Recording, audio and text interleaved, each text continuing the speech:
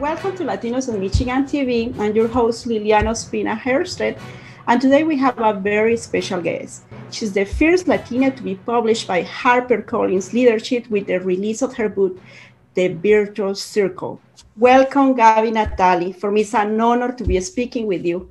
I have been following you for years, and you have inspired me to do so many projects and to follow my passion. And you inspire a lot of people every morning when you're giving advices. And for me, it's an honor to be speaking with you today.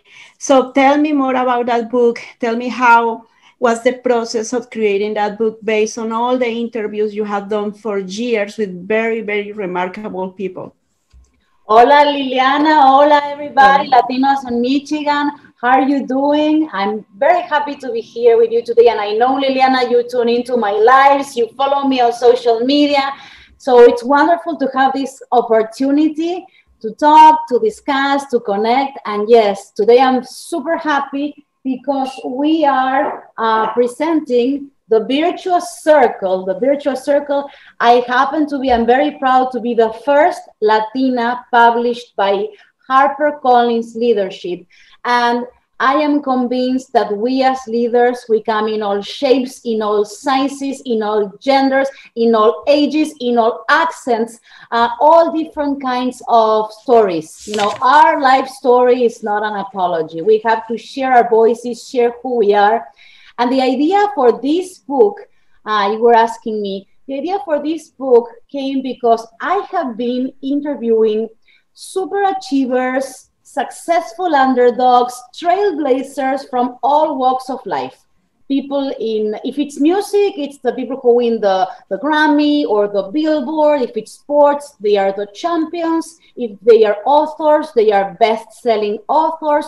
So one day, when I finished doing an interview, I sat down and I thought, what do all these people have in common? You know, I have been talking to them for such a long time, and they are so different. Their professions, their heritages, their day-to-day. But what is the invisible thread that I can find that unites all of them? And I found this invisible thread, these commonalities, and I call them the Virtuous Circle. And the Virtuous Circle is 7 archetypes, 7 forces, 7 energies. You can think about it in any way you can, that I have identified in them, but Liliana, they live inside all of us. And once you understand the Virtuous Circle and you can see how you can apply it to yourself, how you can identify it to yourself, you're going to know what are your strengths, in what stage you are with your dreams, and what are the things you can work in. For example, tell me something that right now you're working on or right now is a dream for you. I do a lot of content with Hispanics here in Michigan, and I love to tell stories. And I'm working on it. You know. So your passion is to create content. That's what you're telling me. That's your passion, to create content. Okay, let me tell you what the Virtuous Circle is and how it works. So it's these 7 archetypes, 7 energies. The first one, and think with me, Liliana, when I'm telling you each by each, and everyone watching us, think about your own life. The first one is called the dreamer. The dreamer in you is the one that visualizes what you want to do. One day you woke up, Liliana, and you said, I want to create content. It would be nice to create content. The second one is called the architect. The architect is the one in Liliana or in everybody who is watching us that starts planning. Every day we plan our meals, we plan our budget. One day you plan to buy a camera. One day you plan to buy a microphone. One day you plan to put this beautiful screen behind you with some graphics. One day you plan something. But then you didn't just plan, you execute it. That's why you have the third one, which is the maker. The maker is the one that executes your dream. And Liliana, so many people tell me, I'm good at dreaming, I'm good at planning, but then I never execute. I'm always only thinking about things. That's why the maker is so important. The next one, once you start executing, two things are going to happen, Liliana. And you know, in your own journey, you are going to have hits and misses. One day you're going to put the camera and it's not going to work, and then you have to reframe. Or one day the audio is not going to work. Or one day you put the Zoom and it's not recording. So as you start doing things, you become an apprentice. And what you do when you're an apprentice is you perfect your craft. You become better in your interviews, better in your content, better in the tools, better in everything that you do. And once you become really good at what you do, I like to joke, Liliana, what is it that happens? What happens is that nothing happens. Sometimes ni te pelan. Nobody sees you even when you're really good at what you do. That's why you need the next one, which is the warrior, the one about perseverance. So it's the one that is going to allow you to keep your enthusiasm. And when the perseverance of the warrior and the lessons you learn with the apprentice meet an opportunity, because in our lives, Liliana, sooner or later, at some moment, we come across opportunities. That's when you have your achievement. That's the moment of the champion. And what I like to ask every champion that is watching our interview is, now that you have your achievement, champion, what are you going to do with that achievement? What are you using your achievements for? If you use your achievements for something larger than yourself, then what's going to happen is that you're going to inspire and you're going to become the last one, which is the leader. And it's called the Virtuous Circle, because with your next idea, with your next project, where do you go? Back to the beginning. And those energies, those archetypes, the dreamer, the architect, the maker, the apprentice, the warrior, the champion, the leader, all these things were the things that I saw in all of these extraordinary people that I interviewed. But if you think about it, they are inside all of us, because you dream, because you plan, because you persevere, because you execute. And when you see the circle, what you have to think about is, what are the areas where you are strong in? I know I'm good at persevering, for example. I know I'm good at executing, for example. But I know when things get hard, I disconnect from my dreamer. I disconnect from thinking that we live in a world with possibilities. But I know it. That's why every day, if you follow me, I tell people, remember that good things can happen even in difficult times. Keep seeing the world from a place of possibilities. Because I know many times in times like this, we disconnect from our inner dreamer. And that's remarkable. And that's one thing that I love about every morning when you give, your tips and share your experiences, because it motivates people, because a lot of people want to do things, but they don't follow through and they are not persistent.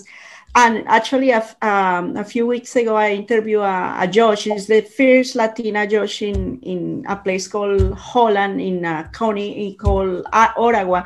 And she grew up in a field picking fruits with her parents. And now she became the first Latina judge. But one of the things that she said is that the difference between getting to where she's at now and not getting there was persistence, because you don't need to be the most intelligent person, but if you are persistent and keep working, then you get there.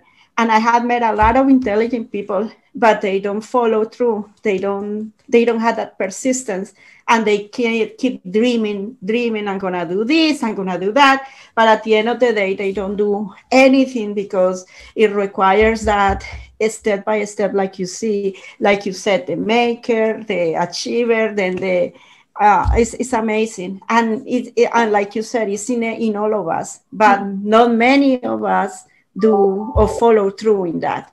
So when you when you start like your project Super Latina, did you ever imagine that you were gonna be like winning 3 Emmy awards and getting to the position you are now, like one of the top Latinas in the United States, and an inspirational speaker, a person that motivates masses? Do you ever consider that you were gonna get to where you are? Mm, it was always a goal, you know, it was always a goal to do my job the best I could and to learn. I think I have a big apprentice inside of me. When we're talking about the Virtuous Circle, the apprentice in me knew that even having a TV show that started from a carpet warehouse, which is how we started, you know, in a very small market, in a carpet warehouse. But I knew at that time that even having something that maybe some other person would feel embarrassed about, like, hey, you know, this is not glamorous, this is not what I signed up for, you know. uh, but even having this small start and having a small show out of a carpet warehouse, it's infinitely better than not having, you know, a TV show or not having a platform. So what I knew was that this was an opportunity and that I would be willing to learn, willing to put in the time, willing to put in the work. If you see the first show, you know, I always joke that you may think that I am super tired, but the thing is, it's not that I'm so tired. It's that we didn't have enough money to buy professional lighting. So we were using construction lights, you know. I did the same when I started Latinos in Michigan. I went to Home Depot, Home and I Depot. went there. I got the construction lines, and I got the baking paper from the for the oven, you know, and I put it around. And that was I will put the lights by the camera, and it's never the same. That's so funny.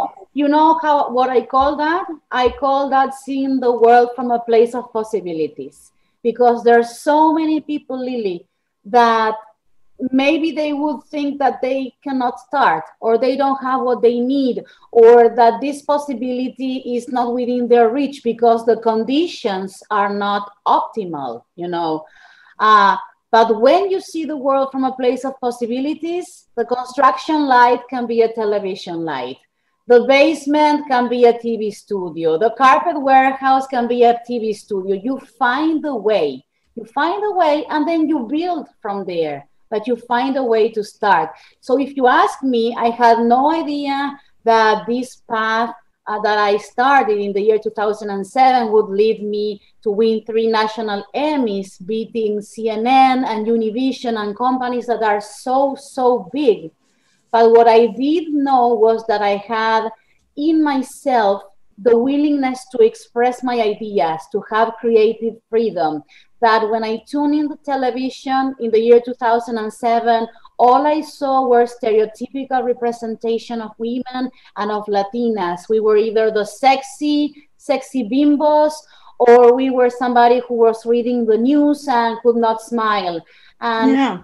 I felt really that if I had to work in that industry as an employee at the time, I would have to fit in one of those 2 stereotypes, you know.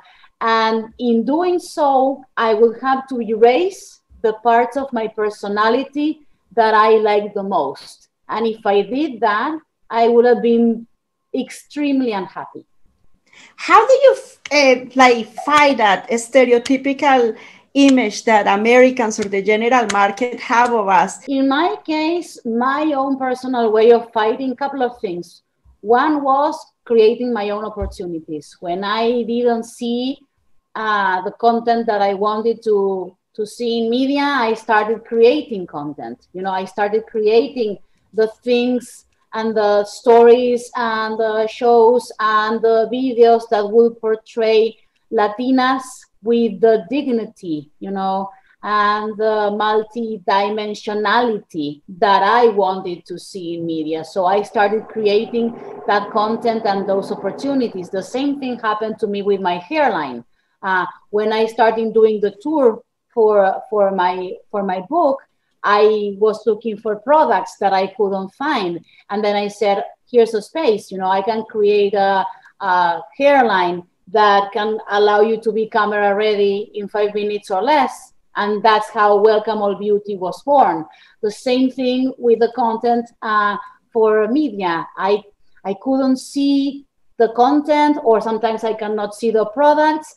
And I think that, yes, it's frustrating, but when you turn that frustration into projects, when you turn that frustration into seeing that there's a white space that needs to be filled, because if I feel this frustration, probably you are feeling this frustration too, and many more people are feeling that frustration too, then that's when magic happens.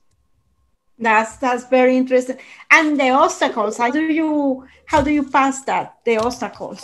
There was always moments when you are doing something that is not the typical, when you are doing something that is not what most people are doing. There's always one moment when you ask yourself this question: am I a total visionary, or am I completely stupid? Because nobody is doing what I'm doing. So it means that I'm early in this game, you know, and I'm a visionary and I'm seeing things nobody else is seeing. Or maybe I am confused and I am a total idiot doing something everybody knows doesn't have any point. But you know what, Liliana? There's only one way of figuring it out. And the only way of finding it out is by doing. How do you deal with people that try to copy you? Like, because that's one thing very common. Everybody's copying everybody. There is no, if they see something different, they want to copy it. I always feel that there's going to be more ideas from the place those ideas came from. Let's say that we are talking about my book and somebody comes in and they, instead, you know, this is the Virtuous Circle, the image of the Virtuous Circle. They copy it. Let's say they copy and they change the name of the archetypes and they put another figure here, and it's not called the Virtuous Circle, it's called the magic wheel, whatever. I'm just making this stuff up. Somebody comes and they copy it. You know, of course, you don't like it when somebody is copying and you recognize, you know, that your own work is being reshuffled, plagiarized, or whatever. But I always feel at the end of the day, beyond the frustration, two things. The first thing is that you copy things that you think are good. People never copy what they think is poor quality, poor taste, or never worked. You copy things that you appreciate somehow, you know. So in a way, it's some kind of validation because they are paying attention and they are validating in a way what you do, maybe not in the way that you would expect it to be validated, but it's a sign of people paying attention.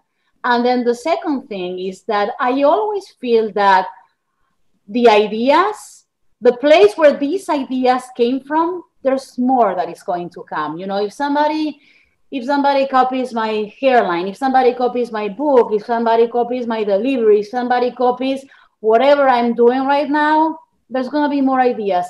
And I believe there's an abundance of creativity in me. So there's going to be more things coming up from that place where this idea came from. What do you want to accomplish with this book? I know this book is changing lives, but like your dream, what is it? Like you asked me about my dream, but what's your dream with this book? Well, one part of my dream has already been fulfilled because I wanted this book to be translated to English and to reach new audiences, and that has happened. And another thing that was very important for me, Liliana, was that I wanted to be the narrator of my own audiobook. And that was very special, and I was very intentional in demanding that, because when I go to Audible or to any platform, I never find narrators that sound like me. And this publishing division, HarperCollins Leadership, is very specific, as the name says, with leadership books. And what is the message we're going to send to the world if no audiobook about leadership or about anything else comes narrated by somebody who sounds like me or like you? What is the message that we're sending? That leaders cannot sound like me or like you. That's why I know for some people it will take a little bit longer to get used to my accent, Or maybe for some people, it might be a turnoff, but it's okay. We're breaking barriers here. We're breaking barriers and we're making sure that people are exposed to a whole variety of options, because leaders come in a whole variety of options and we have to reflect that. That's so interesting that you mentioned that, because I had people told me many times about my accent. You had a thick accent, you've been here 15 years, you had this thick accent. But I saw a TED Talk from you a couple of months ago, and you were talking about Arnold Schwarzenegger accent. And I thought that was so beautiful, so inspirational, because he has a worse accent than you and I. But he's Arnold Schwarzenegger. He became governor of California. He's this international star. And the accent, I mean, my husband has the GPS at one point with his accent to give us directions. so it's like, wow, it's so inspirational. When you mentioned the accent, is something that, some people try to shame us. Your accent. But I think it's something to be proud. And you're a proud Argentinian, I'm a proud Colombian, and I think that make the difference, Yeah.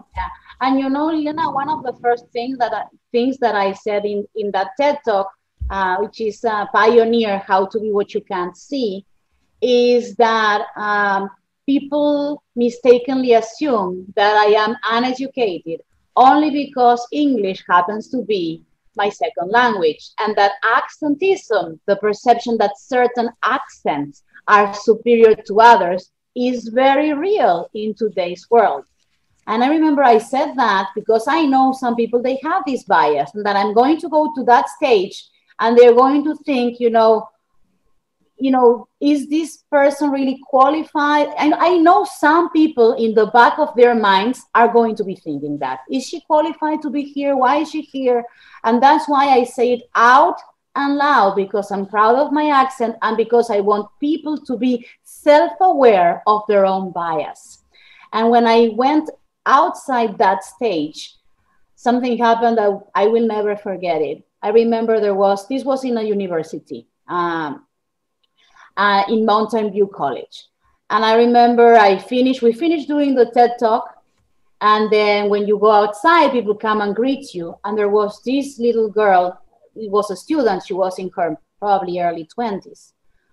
And she didn't even say hello. She gave me a hug and started crying. I said, "What's happening, darling? Why are you crying? What's going on?" And she said, "You cannot imagine what this TED Talk meant for me, because I am too scared to go to the front of my class and present because I have an accent. And now I've seen somebody in a stage proud and presenting with an accent. And I know now that I cannot be scared of being made fun of or of being self-aware of my accent." And that's one of the reasons why I felt it was so important to be intentional about the audiobook and everything that I do, because there are people looking and you never know whose life you're going to touch when you do things like that. So I encourage you now, I'm passing the baton, Liliana, you have to do your thing as well. And you are doing it, we're doing the interview in English, but you have to share your story. You have to share what you've been through, because the more we share it, the more we amplify, the more lives we're going to touch. So what will be the message, Gaby, for so many Latinas, so many Latinos that, they have these big dreams, but they are not the archetypes. They are just dreamers, and they just stay still.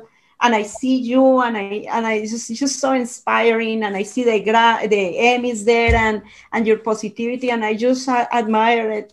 And I admire you so much, because it's so inspiring every morning that, I connect online and I see you on Facebook. It's just, I could have a terrible day, but I hear you, and So what will be the message for so many people, especially in these years, which is it has been a horrible year, Yes, it's been a terrible year. It's been a challenging year. what I want to tell people, if they're, you know, this is for Latinos, for our Latinos in Michigan. So this is going to be a message specific for our Latinos. And what I want to tell them is that to go from where we are right now, 60 million strong in the United States, to go from where we are to where we need to be, which is to have more of an impact with our voice, to go from where we are to where we need to be, we need to collectively take a leap of faith, step into the unknown, and dare to be first. Dare to be the first one in your family, dare to be the first one in your community, dare to be the first one in your job, dare to be the first one in your world or in the world. Because we have to take this step of giving ourselves the permission to be in the world which we cannot yet see. That was my motivation when I started creating content and I couldn't see the content about Latinas that I wanted to see. And that is my motivation every day. That's why sometimes, you know, I ask for things that I don't know if they're going to give them to me or that I can take it or not, because to be honest, I don't see many audiobooks narrated by people who sound like me, but I feel this urge of trying to be what I cannot see. And I feel us collectively, we're such a strong, diverse, wonderful, multi-dimensional community with such a big presence in the United States, but still we're underrepresented. Our voice is not as strong. So collectively, I think we have to take the leap of faith, step into the unknown, and dare to be first in our own worlds. Dare to stand up, dare to go to the front, dare to say out loud what we think, dare to take a chance, and really believe in our greatness. I think that's the best thing that we can do collectively, but also individually. Oh, wow. I love this interview, but I could go all day talking to you, but I know the time is limited. So, Gaby, thank you. Thank you so much for the interview. Thank you so much for inspiring so many people, because I know every morning you're giving so many good vibes to the community. And that's what I love to share your content, because I love it. I admire you and I respect you a lot. And thank you for this interview. This has been one of the best things that have happened to me this year. I appreciate it. And I'm very happy to be talking to you again. And amigos, thank you for watching this video, and please share it. Remember, we need to share the achievements of our people. And Gaby Natale is the first Latina to be published by HarperCollins Leadership, with the release of her book, The Virtuous Circle, El Círculo Virtuoso. Gracias, Gaby. Muchas gracias. Thank you very much. And I want everybody who's watching, please follow me, GabyNatale.com, or in social media at Gaby Natale. You'll find me everywhere. Thank you so much, Liliana. It's been a true pleasure sharing this journey with you and being here in Latinos in Michigan, finally.